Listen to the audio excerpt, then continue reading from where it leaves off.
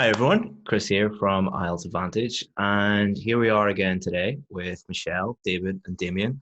In our last video, we talked about IELTS myths and misconceptions, and that video went so well. We got so many views. You can check it out on our YouTube channel here. I'll link it above as well.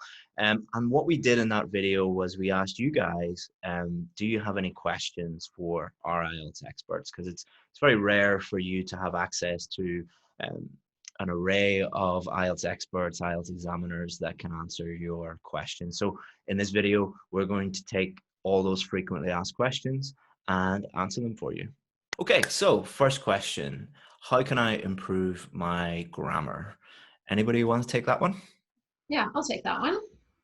So obviously, if you're aiming for a band 7 or higher, you need to focus on grammar. You need to make sure that you're not making too many mistakes with your grammar. And a lot of students think that by doing more grammar exercises, they can improve their grammar. So you get one of these, grammar practice books. There's nothing wrong with them, but simply going through fill in the blanks or matching exercises isn't actually going to really improve your use of grammar in writing. If it did, that'd be great, because that'd be easy in a sense. And I'm not saying that it's more difficult, to do something else to improve your grammar, but it is more effective. So basically what you need to do to improve your grammar is you need to figure out exactly which rule you're not following or not understanding. And that's why some, these grammar books can be useful, because let's say, for example, you're making mistakes with articles, and a lot of students do. It seems very complicated, and you do lots of fill in the blanks and you get some wrong and you're not really sure why, and there's all these exceptions, right? You may have had a teacher in the past who said, oh, well, this is an exception. And, that's not necessarily the case. So let's take a look at, for example, making generalizations. And what I see a lot is students use the with a plural noun to make a generalization. Now, if you've ever made this mistake, and if you've had a teacher cross out that article, then you have not understood the rule that we do not use the with with plural nouns to generalize. And you need to go and study that rule. You need to understand why.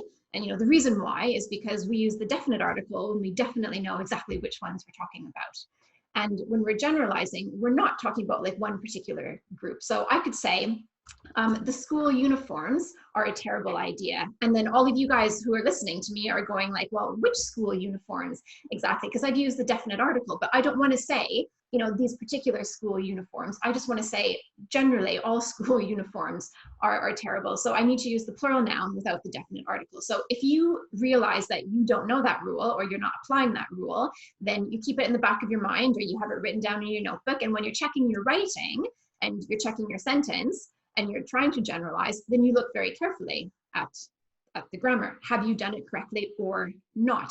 And that's how you improve, not by doing a million more fill in the blank exercises with articles. Good. Any input from yourself, Damien or David? Yeah, I think Michelle's absolutely right, talking about prioritizing the mistakes. So let's imagine you get some feedback from a teacher and they say you have 11 article mistakes, but you have 4 tense mistakes, There's no point you trying to do everything at the same time, because it becomes overwhelming to have so many different issues. So it's best that, as Michelle says, focus on those article mistakes, get them down, and then maybe the next essay you make 2 article mistakes, but 4 tense mistakes. And then your next objective would be, well, I need to focus on the tense mistakes. So it's by prioritizing what your key mistakes are, rather than looking at it as one big whole, breaking it down. Absolutely. Win one battle and then go on to the next one. Yeah, if you broke your leg and you went into hospital, they wouldn't try and fix all of your other bones. They would just try and fix that one bone in your leg. A shocking number of IELTS students have only 1 or 2 really key areas of weakness when it comes to IELTS, and it's really following what we would call the 80-20 rule. There's a small number of things that cause a huge number of problems, and so it's identifying those little things and focusing on them. David, anything you would agree or disagree, or any input? I have to completely agree. A lot of the time students tell me that when they get feedback from a teacher or from school, you need to improve your grammar, they're often very overwhelmed. Grammar is a very, very big subject, so students don't know where to start. So following the advice that Michelle and Damien have given there is the best thing you can do. Rather than trying to tackle grammar as a whole, let's focus on your weaknesses, possibly articles one week, prepositions the next week. So don't take everything or don't try to do everything at once. Focus on small things. Yeah, I'd say that most grammar books, not many students make it to the end of those grammar books. Because if you buy like a big, thick grammar book, you'll get through the first couple of chapters and then you'll be like, oh, you know, it's really, you know, for which chapters within a grammar book or which modules within a grammar course do you need to focus on, and it becomes much more manageable.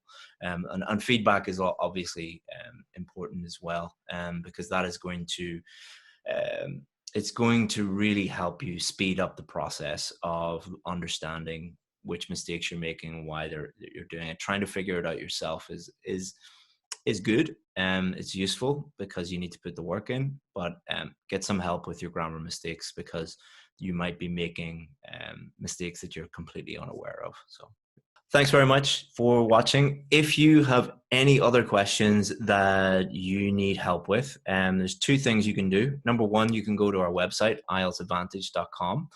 You can also check out the rest of this YouTube channel. It's got hundreds of videos that'll help you with your IELTS preparation. Second thing you can do is send us an email. We answer 100% of the emails that come into us. Chris at IELTS Advantage is my email address. You can send me an email, and either me or one of the team will answer any IELTS questions that you have. If you've enjoyed this video, give it a like. If you have any other questions as well, feel free to put them in the comments below. We read all the comments and we'll try our best to answer any of your IELTS questions. David, Damien, Michelle, thank you so much for your help. And I'm sure we'll be seeing you again soon. Thank you. Bye.